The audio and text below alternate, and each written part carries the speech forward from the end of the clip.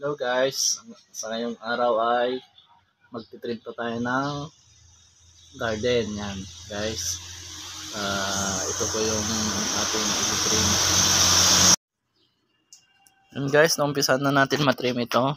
Yan, itrim mo natin, tapos nag-alis po tayo ng mga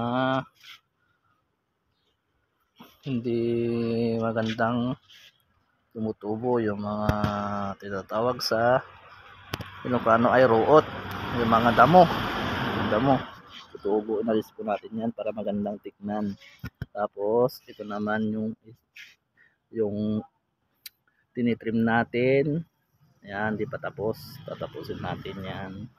Yan yung mga iba pa. Yan, alisin natin din yung mga damo, at ito pa ititrim natin. Yan. Ito naman yung alisin natin yung mga damo rin para magandang tignan. Yan, dito tayo nagtatanim ng mga vegetable. Yan yung pareya. Yan guys, samahan nyo ako at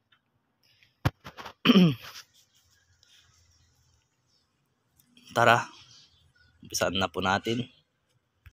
Yan guys, tapos na pa ako mag-trim at magalis ng mga damo. Yan.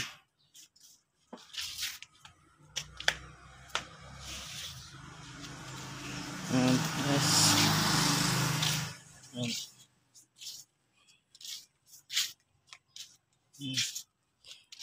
Yung dito po, sa susunod na lang po, pahinga muna tayo. So, na-trim ko na po to. Yan po yung pinapaship ko muna dahil maliit pa. Ito matagal ko na rin pinaship. Medyo okay na. So, maganda na rin yung shape niya. Pati rin to. Pinaship ko rin yan sa kayon.